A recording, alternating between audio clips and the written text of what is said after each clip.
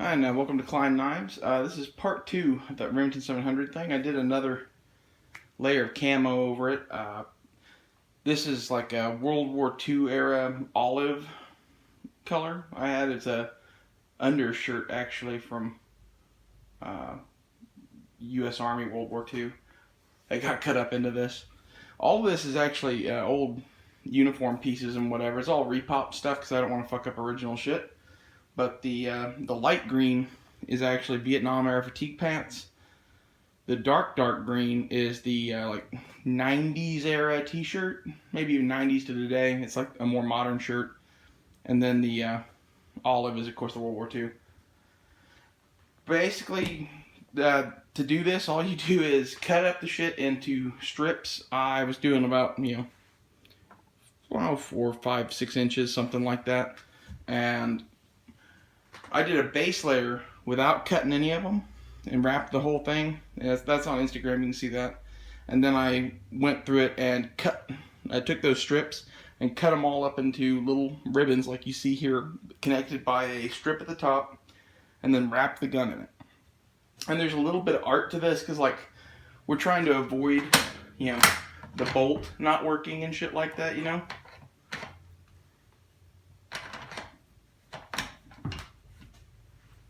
and other things, which this is not 100% yet because I still need to clean up some of these stragglers and shit,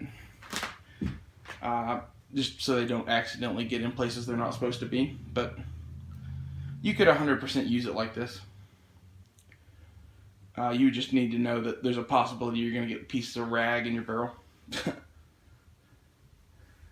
which is bad. That can cause all sorts of shit. The other things that you really need to have open are like the bipod. There's no real good way to camo that bipod and still have all of the functionality it had. And no one's going to see your bipod anyway, and most of it's covered by the tails of the shit anyway. So I think that's kind of a non-issue. The turrets you need to be able to get to. The scope caps you need to be able to get to. Sorry, I just hit the camera. I talk with my hands. Anyway, and you need to be able to get the controls on the scope. So there are going to be some gaps in this, and there's always going to be a little bit of black here and there, but that I think actually helps the camo. So here we go. Flip this thing around.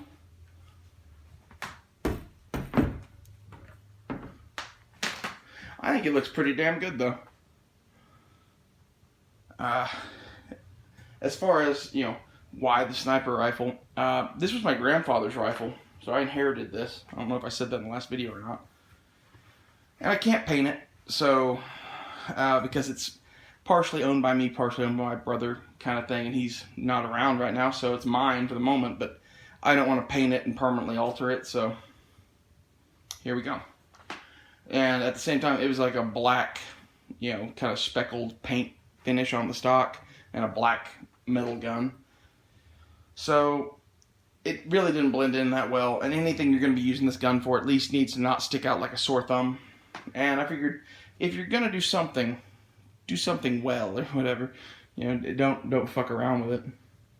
You might as well do it right.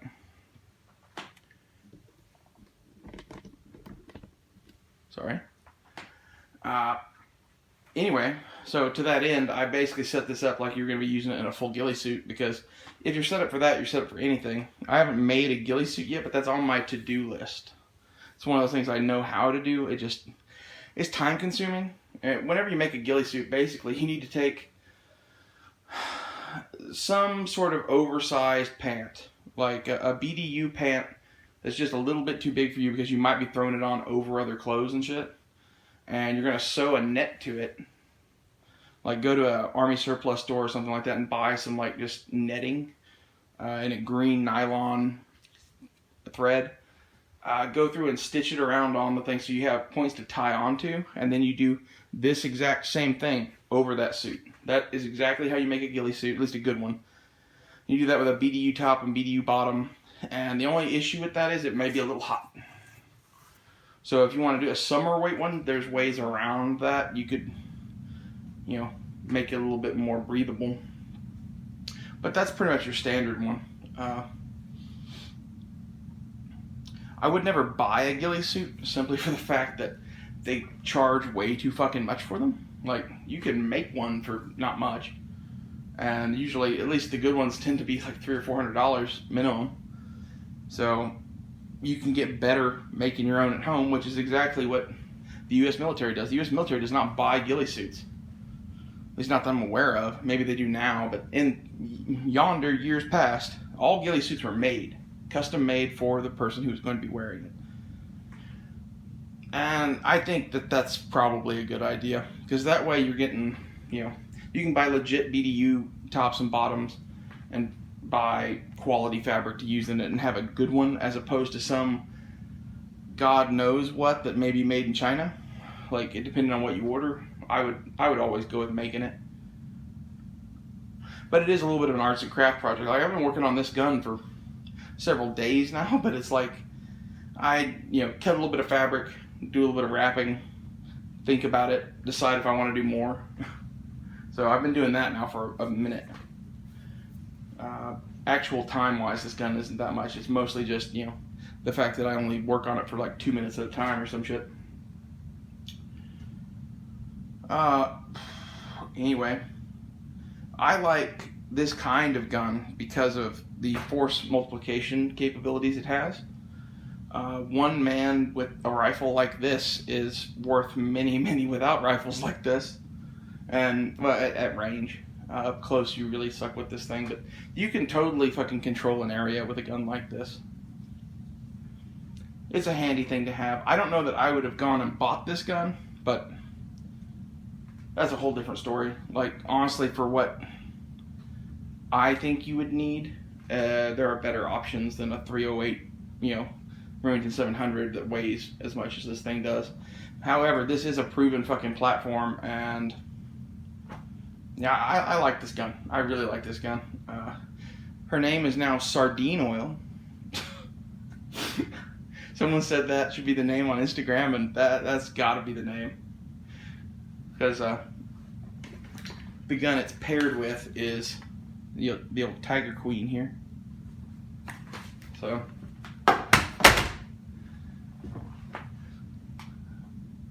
that's half of why I was willing to make a lot of concessions on range and shit when it comes to this gun. I think what you're going to need it for 99.9% of the time, a red dot and a short barrel are going to get the job done.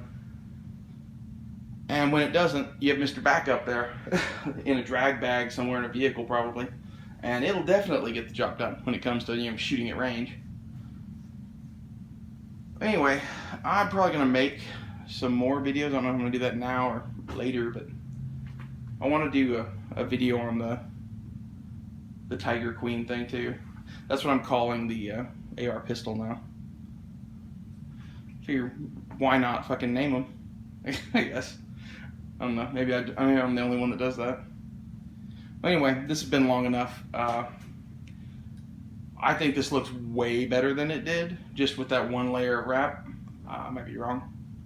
It did look cool before because it was more green in the pictures on Instagram. This stuff looks kind of brown, but in reality, you can see here on the video, it's very much a green. So, and I wanted this to be a mix of greens. Anyway, see you guys later.